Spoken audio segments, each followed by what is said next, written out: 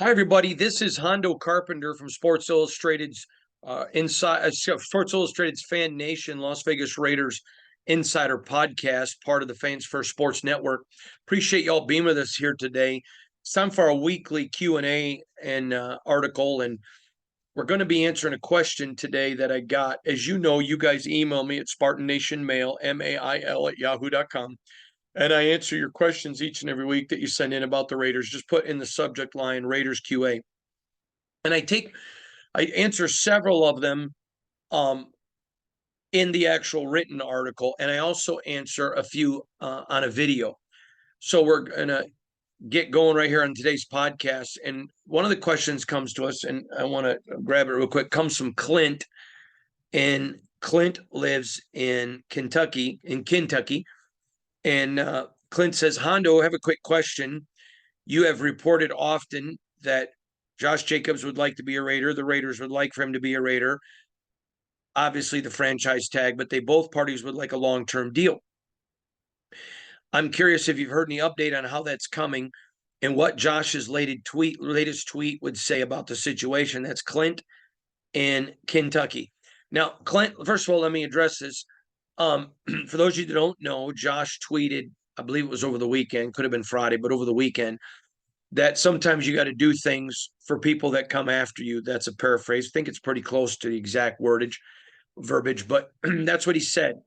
Then Saquon Barkley comes out at an event for his foundation and talked about how the NFL tagged who he believes are the three best running backs that were going to hit free agency. And so everybody's limited. So I'm going to address that real quick, Clint. First of all, I can understand if players are upset. They don't like the franchise tag or whatever. I get all that. That's all germane and good. The problem with that is that this is the deal that the NFL Players Association agreed to. So they're married to it and they own it. It's theirs. And so at the end of the day, our players going to hold out. So since Josh's tweet, I reached to parties close to the situation, and this is the latest information that I have. I have reported previously Josh wants to be a Raider, and the Raiders want Josh Jacobs. That still remains accurate. I have also reported that both teams would like a long-term deal. That remains accurate. I've also said the division comes at how you define a long-term deal and what that deal looks like. That's still correct. Now, because of Josh's tweet, I asked people close to the situation, do you think he's changed his position, or do you expect him to still be here ready to go for the regular season to play? And the answer was a definitive yes, that, players can tweet and say things, and that's a good idea. Hey, let's try to do things for the future. But at the end of the day, when it costs you money, people sometimes will do things that maybe they think holding out would be good for the future, but it's not good for me. So I'm going to tell you right now, I don't expect there to be any change. If I feel like there's ever a change, I'll make sure that I get that to you. But I can tell you right now, I do not expect there to be any change whatsoever. I expect him to be not to be a Raider when the season gets started. So that's that one.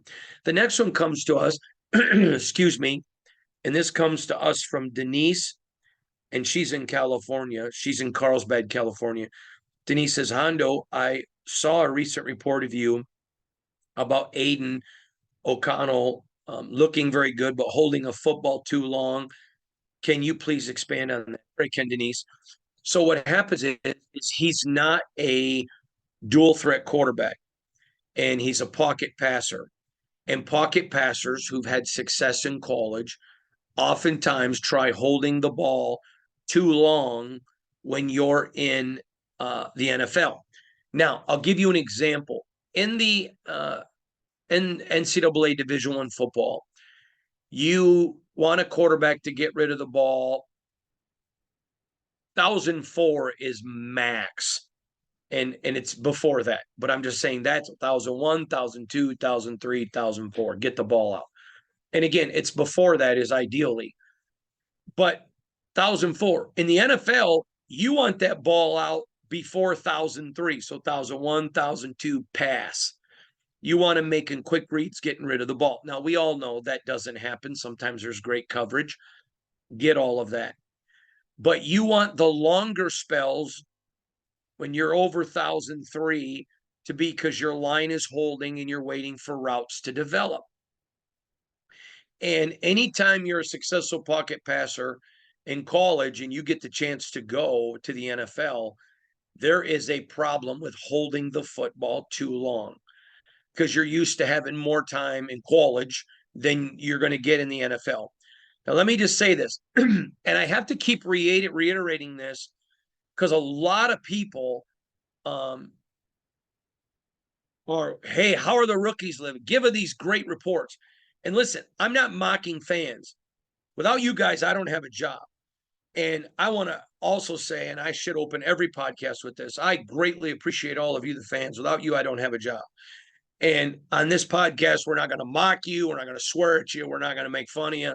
Why would I do that to people that are so vital and important to my livelihood and taking care of my family? I mean, none of you would walk up to your boss unless you work for yourself and treat you like dirt. I don't understand when media, whether it's political, business, sports, or whatever, any media does it. It's just stupid to me.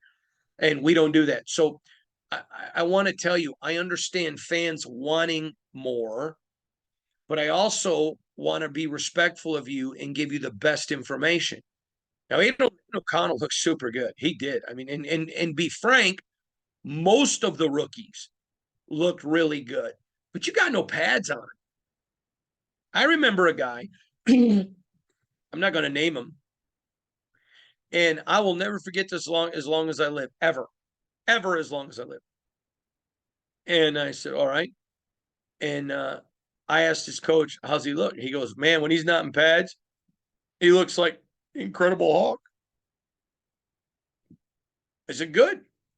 I said, what about with pads on? And he said something that I won't repeat, but clearly it was not that he looked like the Incredible Hulk. And the point is that a lot of guys win the eye test, but they don't win the playing test.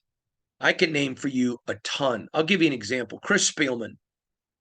You may remember him from years ago. He was a perennial all-pro middle linebacker for the Detroit Lions. He didn't look the part at all. He didn't look the part at all. There was no reason if he was walking through an airport, unless you were just a football fan because he was an all-pro, nobody would have said, wow, that's a football player. Great. Love Chris. But he wasn't. But he put the pads on and he looked it. So I can also name for you lots of guys who, when the pads were off, looked amazing and then just utterly failed, when it came with the pads on. So you just got to be super careful. But Aiden O'Connell looked really good, crisp, great thrower. But again, that's something that I think you need to watch. It's something that they're going to watch closely. And I wasn't picking on Aiden because I'm going to tell you, he had a great camp. It's just learning to get rid of the ball quick, just because in the NFL, the game is so much faster. And he'll get through that training camp. He's going to get tons of rep in training camp. And he's going to know what it's like to have a Max Crosby coming at you, Max, full speed, Chandler Jones, Tyree Wilson. So, again, there are those things. Now, next one I want to address comes from Brent. And Brent says, Hondo, I have a quick question. Any word on the progress of Jimmy Garoppolo? Yeah, Jimmy's doing great. Again, I mentioned you before the last week, back in March, he was in a boot. He's not in a boot now. He's moving around. He's in meetings. The teammates really like him a lot. He has really impacted his teammates. He's been out in the town with them, spending time with them, getting to know guys. They really, really like him a lot. And he's looking great. Every single person I've talked to has reiterated, oh yeah, he's going to be ready. In fact, one guy told me, and take this for whatever you want.